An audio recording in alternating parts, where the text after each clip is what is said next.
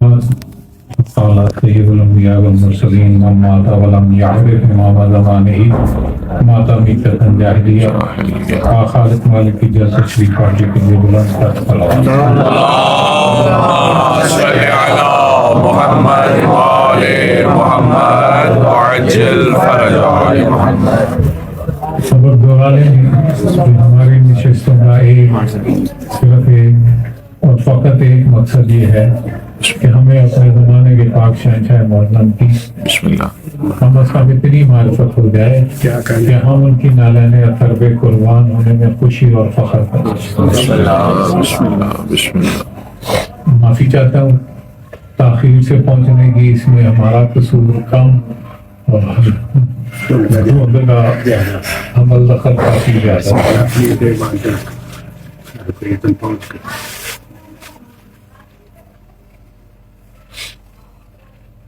آج کی گفتگو ذرا ایک ڈفرنٹ پیٹرن پہ ہے. بسم اللہ سورۃ الاعراف بسم اللہ. آیت نمبر 176. اس کا آخری حصہ یہ ہے کہ فقصص القصص لعلکم یتفکرون. ترجمہ یہ ہے کہ قصہ خوانی کریں، قصے سنائیں تاکہ وہ غور و فکر کریں. بسم اللہ ٹھیک ہے، تو آج آپ کو قصے سنائیں. بسم اللہ. ٹھیک ہے، غور و فکر آپ نے کرنی ہے، میرا کام ہے قصے سنانا. دیکھیں ہماری گفتگو سوچ زندگی بس ایک ہی نقطے کے گرد گھوم رہی ہوتی ہے، وہ شہنشاہ زمانہ. بسم اللہ ٹھیک ہے، بے شک. تو قصے بھی انہی کے سنائیں گے تاکہ آپ حضرات غور و فکر کریں ان قصوں پہ اور اپنے لیے کوئی نتیجہ اخذ کریں. بسم اللہ.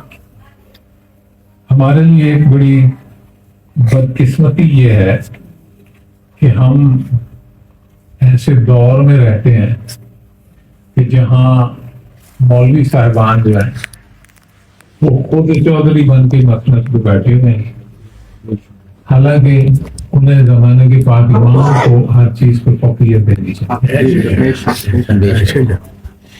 انہوں نے امام زمان کی غیبت کو اپنے لیے ایک موقع غنیمت سمجھا ہوا ہے اور خود وہ سارے اختیار استعمال کر رہے ہیں جو خداوند عالم نے زمانے کے پاک امام کو عطا فرمایا. بہرحال زمانے کا پاک امام بھی ایک اتنی بڑی قوت ہے کہ وہ اپنا پاک وجود ڈنڈے کے زور سے تسلیم کرواتا رہتا. کوئی ماننا چاہے نہ ماننا چاہے، کبھی نہ کبھی ایسے موڑ پہ پھنسے گا، ضرور ماننا پڑ جائے گا.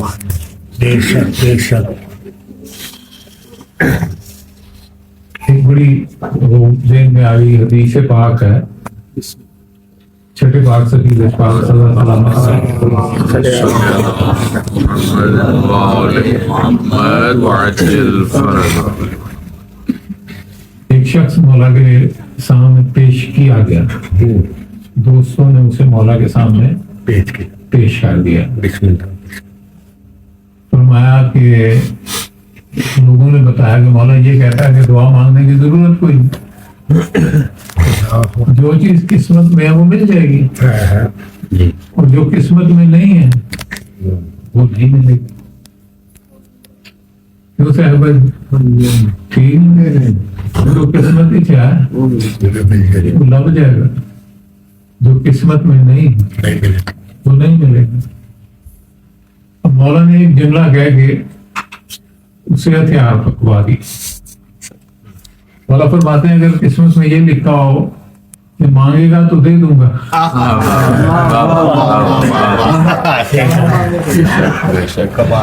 پہلی بات تو من گیا لگا.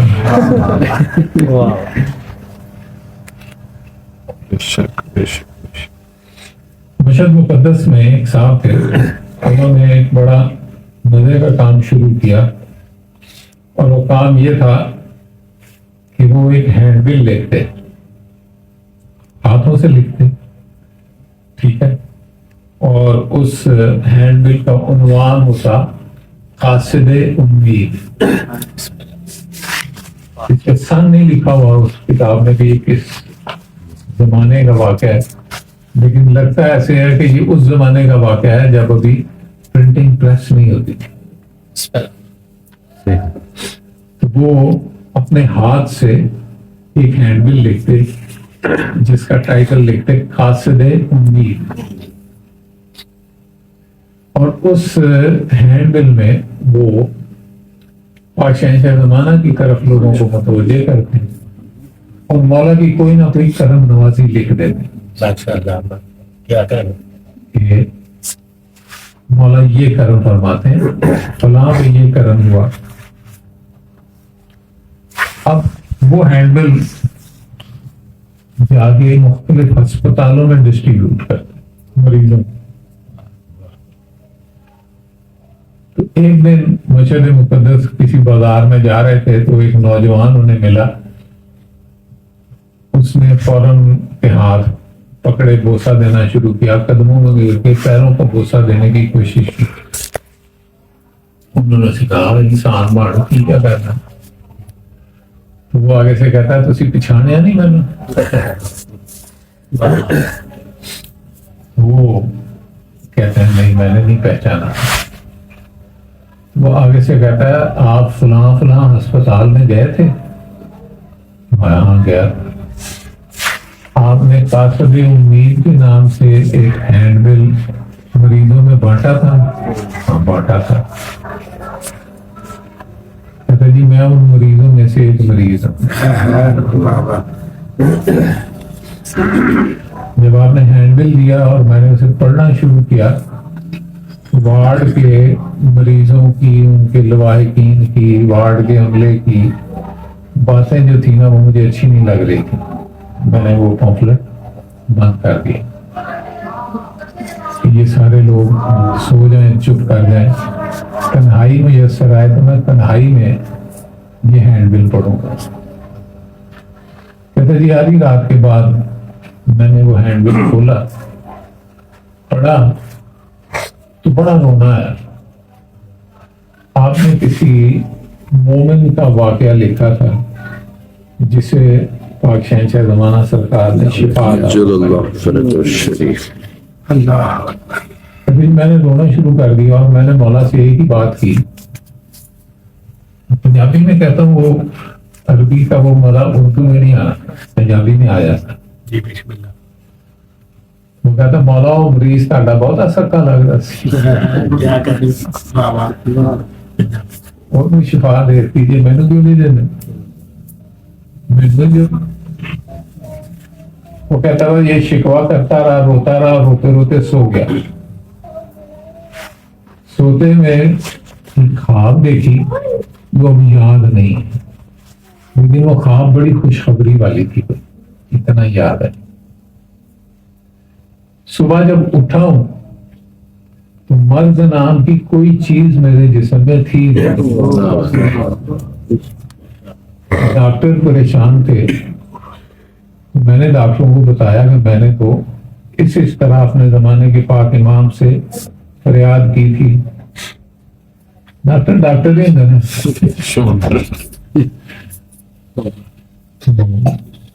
وہ آگے سے کہتے ہیں بس یہ تمہارا ایمان پکا تھا نا اس لیے ٹھیک ہوگا، اس میں شہنشاہ کا کوئی کمال نہیں ہے۔ اس نے آگے سے کہا میرا مقصد تو پورا ہو گیا نا، بے شک میرے تو خیر پی گئی نا، جی میں بھی پی تسی پریشان رہو تو میں گھر چلنا۔ واہ کیا اب پہلا واقعہ سناتا ہوں آپ کو۔ ان کا نام ہے آغا شیخ اسماعیل مشہدی نمازی۔ اب نام سے کیا پتا چلتا؟ وہ بڑا کوئی نمازی پرہیزگار بندہ ہوگا. اس نے ایک قافلہ ترتیب دیا,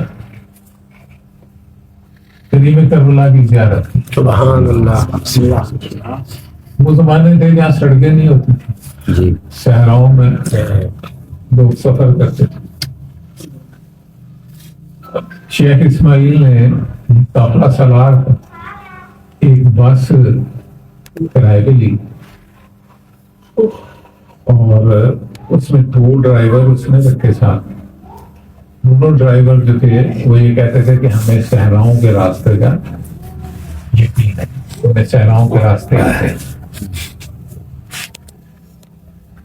گاڑی میں اب پتہ نہیں وہ زمانہ ڈیزل کا تھا یا پیٹرول کا تھا, جو بھی تھا اس میں ہم ڈیزل ہی کہہ لیتے ہیں تاکہ آج کی نسبت سے ہمیں آج ڈیزل کی گاڑیاں ہوتی ہیں نا, تو ڈیزل شیزل فوڈ ایکسٹرا کین چین بھر کے وہ رکھ لیے, پانی وافر مقدار میں رکھ لیا, کھانے پینے کی چیزیں وافر مقدار میں رکھ لی. سفر پہ چلے. اب ایران اور عراق کے درمیان بڑے بڑے صحرا ہیں, صحراؤں میں سے گزر رہے تھے. شام کا وقت ہوا, مسافروں نے ڈرائیور سے کہا کہ یار گڈی روک لے, رات اتنے آرام نال سونے ہیں, سویرے سفر شروع کرا.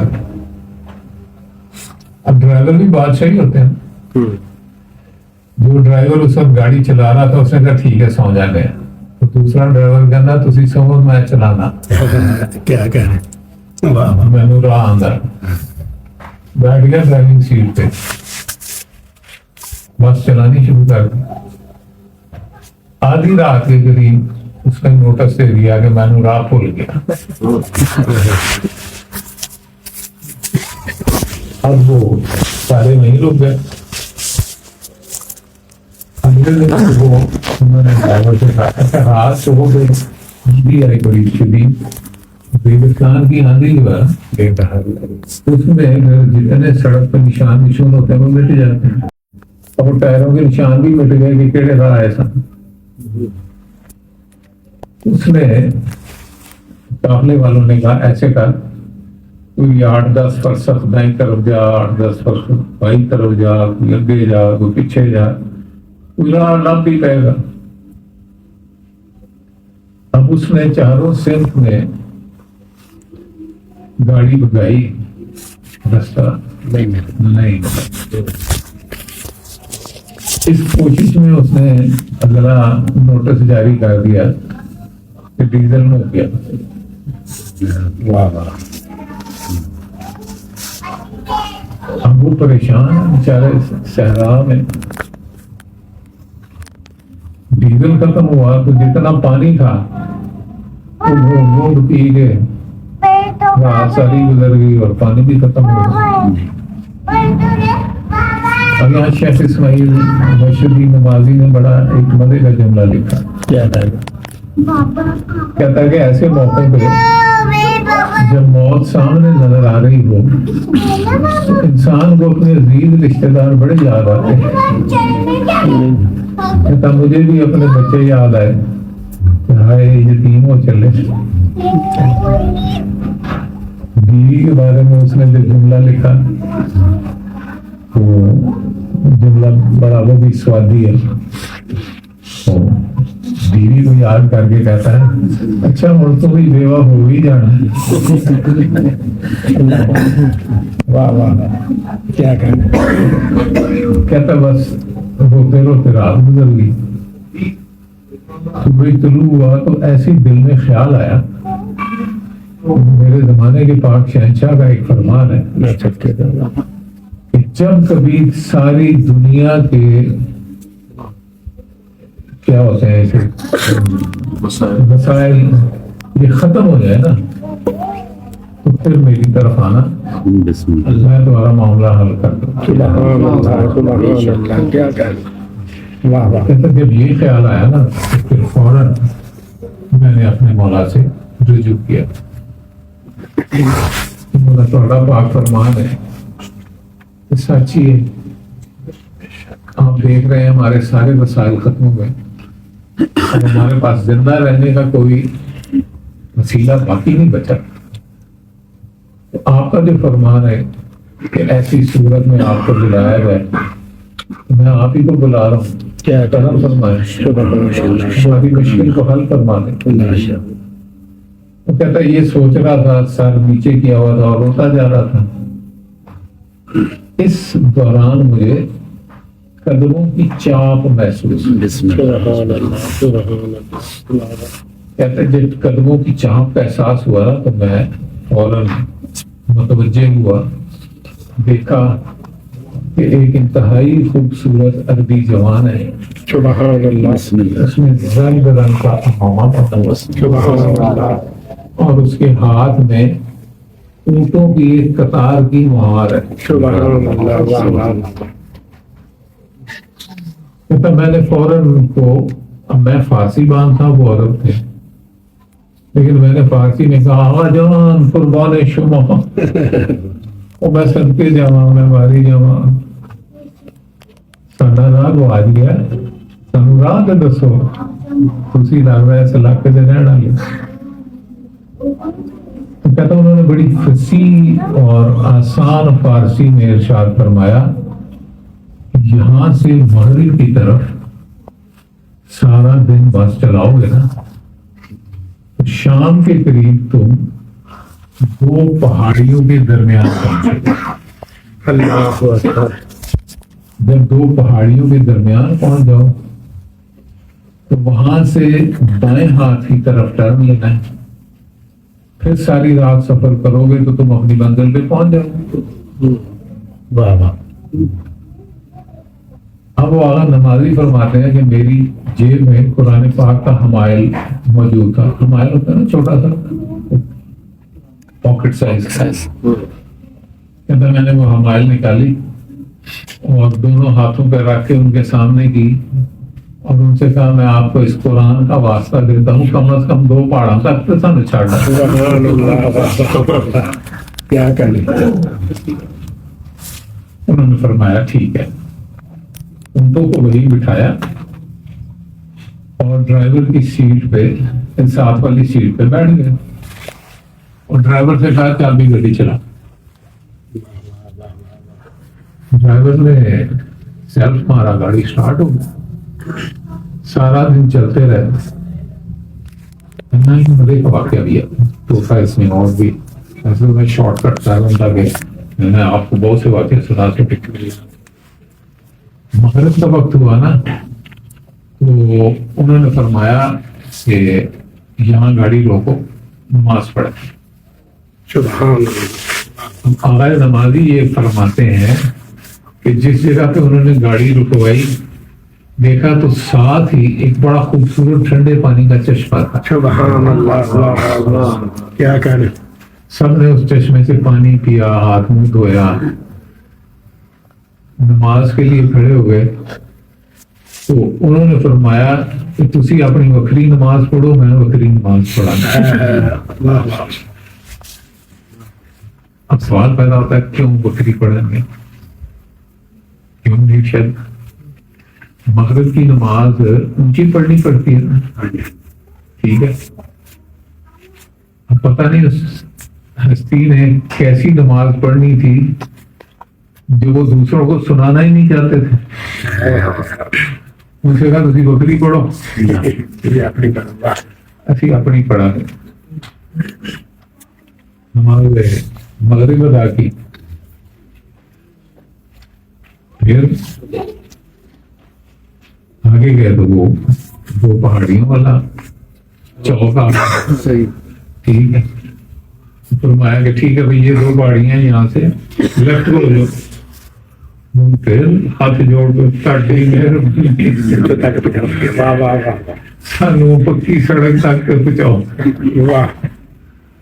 پھر بس میں بیٹھ گئے، ڈرائیور سے میں چلا ہوئی، چلتے رہے. ساری رات سفر کیا. اگلے دن صبح کے وقت پکی سڑک آ گئی. اب انہوں نے فرمایا کہ ہو گئی، تمہاری منزل آ گئی، وہ اب مجھے اجازت دو، میں جا رہا ہوں.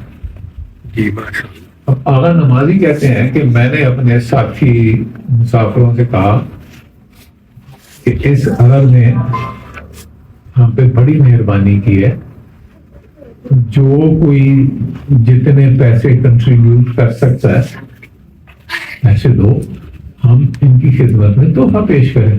سبحان اللہ.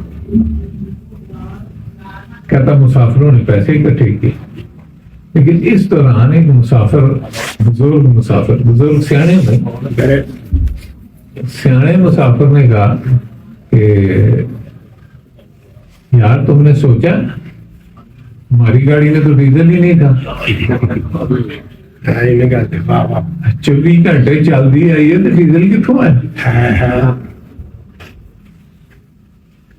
دوسرے نے کہا کہ سوچیا جی اونٹ سہراج بہا کے ساڈے نال بہ گئے، اونٹ بھی حوالے کیتے.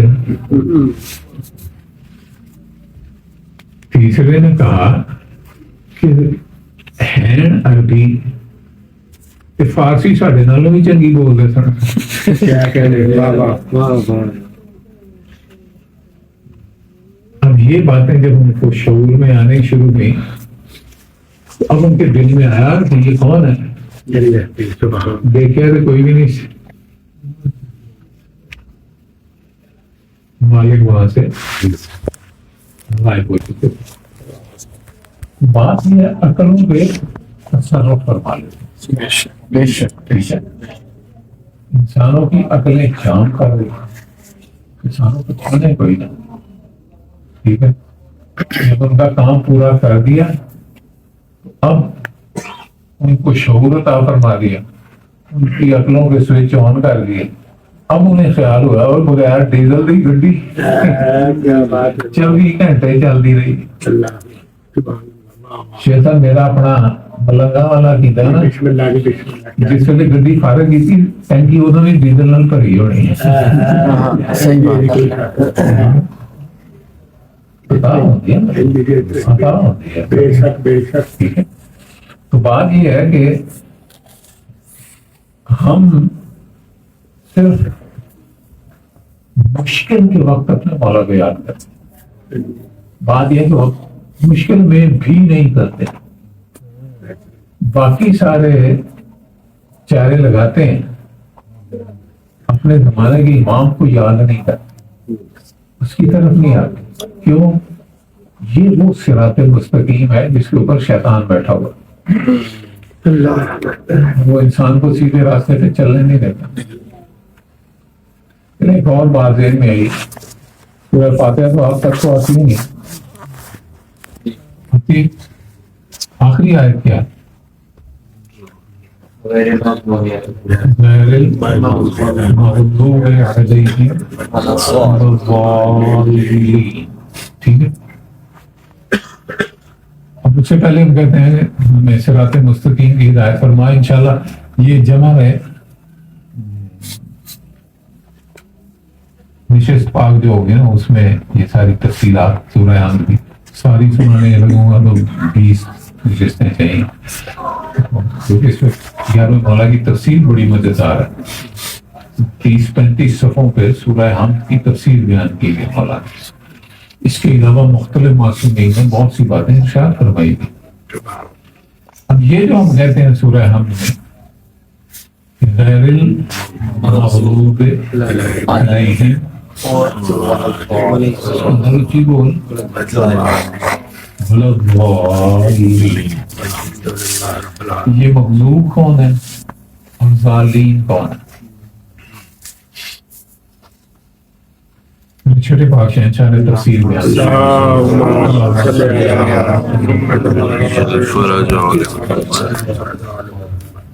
مولا فرماتے ہیں کہ مغضوب وہ لوگ ہیں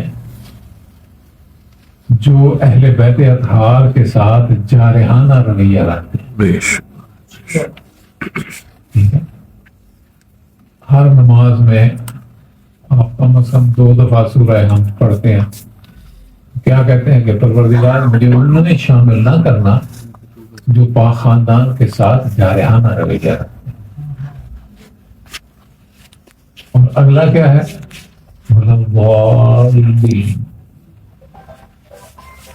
अब ये आपने हजम करनी है बात जरा थोड़ी सी पौड़ी है, ठीक है। शरीफ तैयार हो? जी बिस्मिल्लाह। ठीक है। छठे वाला फरमाते हैं वलद्दाल्लीन वो लोग हैं जो अपने जमाने के इमाम की मार्फत के बजाय रहते हैं। अल्लाह। अब मुझे बताएं, नमाज में तो कहें कि हमें ज़ालिमीन ना बनाना, लेकिन अपने जमाने के इमाम की मार्फत के लिए कोई कोशिश ना। देखिए हम लोग कितने साल हो गए नहीं जानते, 2004 चलिए 20 साल हो गए। 20 साल से यही कोशिश कर रहे हैं ना कि जमाने के इमाम की मार्फत हासिल हो। बेशक। क्यों? ताकि हमारा शुमार ज़ालिमीन में ना हो जाए, ठीक है। अगर नहीं हासिल करेंगे तो ज़ालिमीन में शुमार होंगे।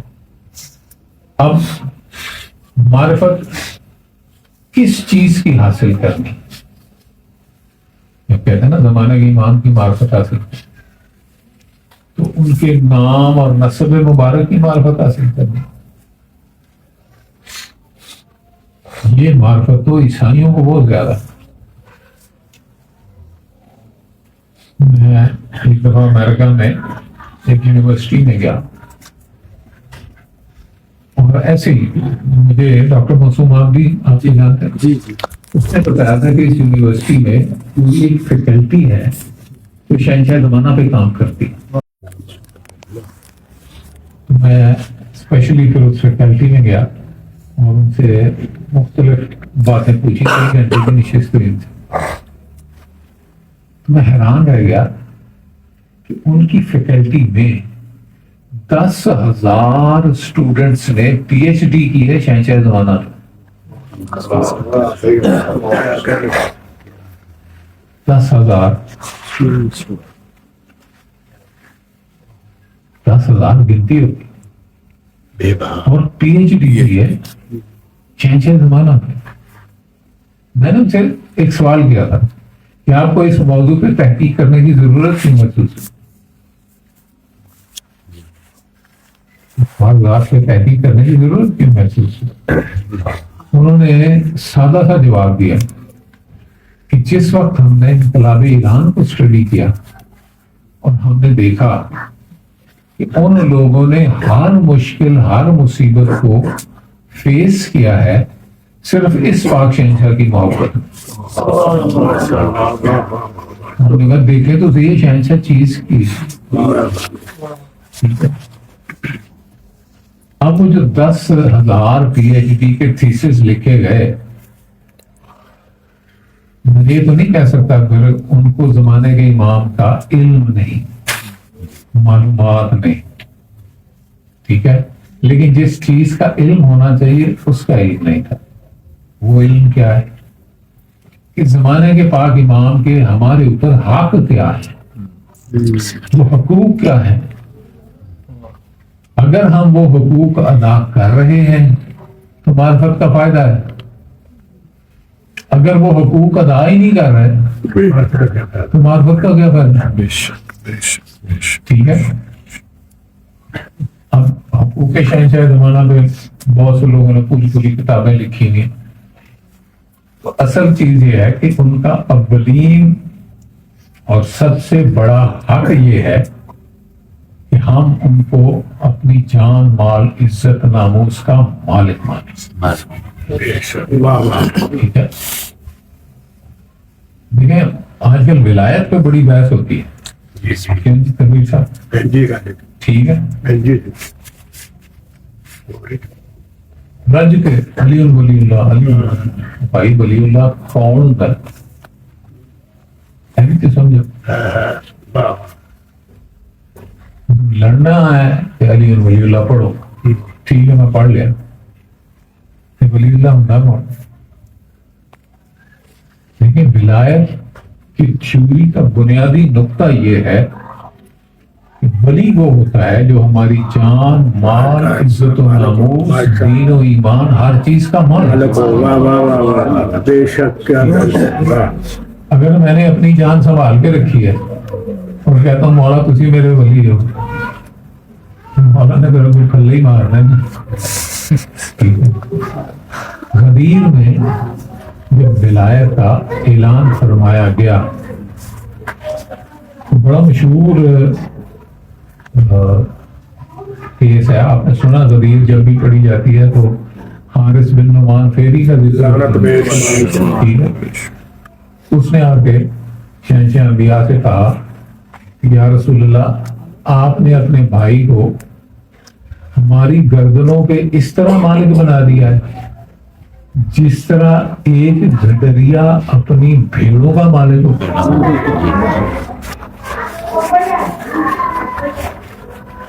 एक गडरिया अपनी भेड़ों का मालिक होता है। शहंशाह अंबिया फरमाते हैं तुमने बिल्कुल सही समझा।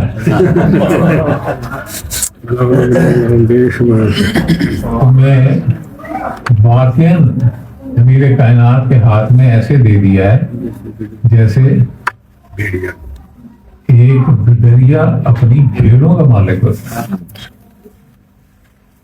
अब सवाल ये पैदा होता है कि गडरिया भेड़ों को जहां बांधे उसकी मर्जी, जहां चराने ले जाए उसकी मर्जी, भेड़ की ऊन उतारे बेच दे, भेड़ ने कभी कहना बड़ी सर्दी है तो मेरी उम्र लाती है, ठीक है, नहीं, मालिक भेड़ के बच्चे कसाई को फरोख्त कर दे, कसाई भेड़ के बालों में खो के लोगों को खुआ दे, भेड़ ने कर दी इतराज किया, मेरे मीठे के बाल था, मैं बड़ी खुश नहीं मेरे बाल ले जाए, कसाई ने खो के खा दें, ये भी भेड़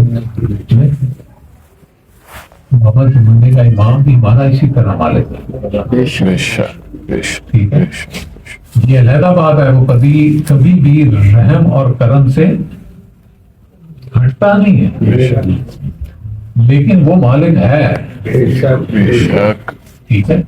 वो जो चाहे वो चाहे वो सही है बेशक, और हमारे हक में वही बेहतर है जो वो चाहे। जो वो चाहे। बेशक बेशक सुबह चलें, बातें लंबी हो रही हैं, एक आध वाक़या और सुनाऊं, टाइम आज बहुत शॉर्ट सा है। एक नौजवान को शहंशाह ज़माना की ज़ियारत की बड़ी तलब, उसने बहुत से अमाल जो किताबों में दर्ज थे उनकी की ज़ियारत के लिए वो अमाल किए। एक दिन ख्वाब में उसे मौला ने करम नवाजी फरमाई और फरमाया तू हमारी मुलाकात के लिए अमल कर रहा है? उसने कहा जी मेरा शहंशाह।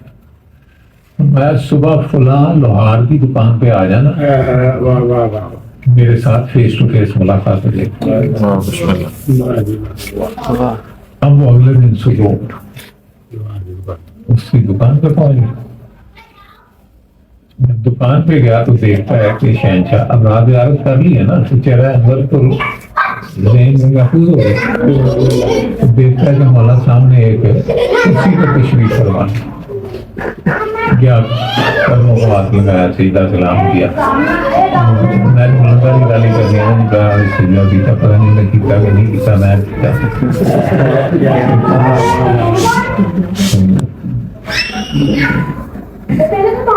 उसे फरमाते हैं यहाँ बैठ और चीजों को देखता है। अब उसकी दुकान पे एक खातून आई, उसके पास एक ताला था जिसमें चाबी नहीं थी। वो कहती मैं बेच रहा था। तो पहले को देख के कहता है कि इस ताले की कीमत है 7 दिरहम, 1 दिरहम की चाबी लगेगी, 8 दिरहम होगा, 1 दिरहम मैं मुनाफा रखूंगा, 9 दिरहम में बेच दूंगा, तुम्हें मैं 7 दिरहम दूंगा। अब वो कहने लगी तू अजीब शख्स है, پچھلے جتنے دکاندار ہیں میں ان کے پاس گئی ہوں، وہ تو 2 دنوں سے دلا کے نہیں کر رہے تھے، واہ واہ تو مجھے 7 درہم دے رہا ہے۔ وہ کہتا ہے اس کی قیمت 7 درہم ہے۔ اس نے کہا کہ میری ضرورت صرف 3 درہم کی تھی، میں نے قرض دینا تھا کسی کو، میں ان دکانداروں کی منتیں کرتی رہی کہ میرے کو ڈاکٹر 3 درہم سے دو میرا قرضہ لاتے جائے، لیکن وہ 2 درہم سے آگے نہیں آتے، تو بندہ کی شاید ہے، تو 7 درہم دے دیا۔ واہ واہ واہ اب اس نے اسے 7 درہم دیے، وہ خاتون چلی گئی۔ مولا نے اسے مخاطب ہو کے فرمایا اگر تو اس مومن جیسا ہو جائے تو تجھے عمل کرنے کی ضرورت نہیں، میں خود تیری ملاقات کے لیے آیا کرتا صاحب الزمان ہر دم ہوئی امان۔ کیا کرے کیا بات ہے، واہ واہ واہ اسے ملتا جلتا واقعہ آج کل آغا سیستانی کی تکلیف بڑا ڈھیر ساری ہوئی ہے۔ سیستانی صاحب کے والد کا واقعہ، یہ وہ ماڑی انڈس والا مولوی افتخار میں کوئی نہیں، اس نے اپنے رسالے میں یہ واقعہ چھاپا ہے، میاں والی نے میاں والی میں بالکل اچھی ہاں جی۔ جی اچھی اس کے رسالے کا نام چونکہ پاک معصومہ کے نام سے ہے، اس لیے میں نام نہیں لے رہا، شام کے ملکہ شام کے نام یہ اچھی ہے، ٹھیک ہے نا؟ میں دیکھتا ہوں جب کچھ کیا کریں۔ وہ آغا سیستانی کے والد شہنشاہ زمانہ تھے، غالباً باقر نام تھا، باقر سیستانی۔ انہوں نے بھی شہنشاہ زمانہ کی ملاقات کے لیے نا عمل کرنا شروع کیا۔ 39واں دن تھا کہ میں جیسے اشرف میں وہاں رہتے تھے، ان کے پاس ایک شخص آیا اور انہیں کہتا ہے کہ آپ زمانے کے پاک امام کی زیارت کے لیے کوئی عمل کر رہے ہیں؟ واہ بالکل کر رہا ہوں۔ تو وہ کہتا ہے شہر سے زمانہ اس وقت شہر سے باہر ایک گھر میں موجود ہے، چلو آؤ میں تمہاری ملاقات کروا دیتا ہوں۔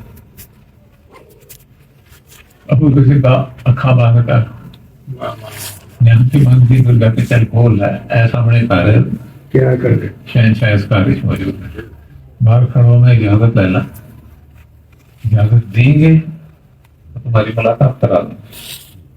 اب جس شہنشاہ نے بلایا ہے انہیں اجازت تو نہیں دینی ہے، لیکن بلانا ہے نا اس کا کام ہے پروٹوکول پوری کی۔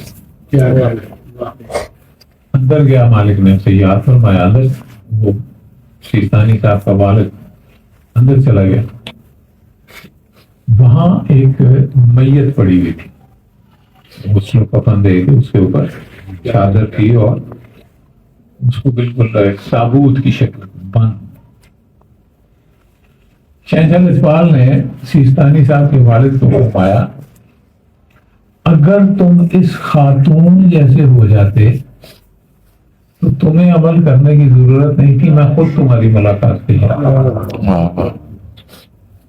وہی جملہ جو اس نوجوان سے فرمایا۔ اب باقر صاحب کہتے ہیں کہ مجھے تجسس ہوا کہ میں پوچھوں کہ اس خاتون میں کیا خاصیت ہے، اس کی کیا کوالٹی ہے جو آپ اس کو یہ شرف بخشتے ہیں۔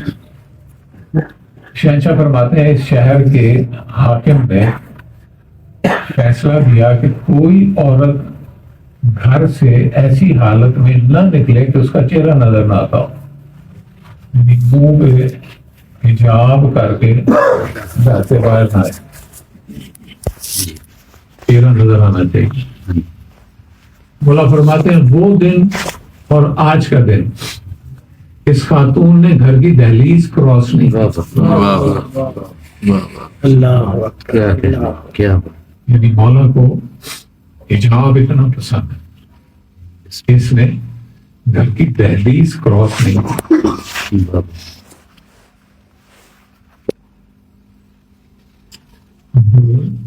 ٹائم خطرناک ہو گیا، بس ایک واقعہ اور سنا دیتا ہوں۔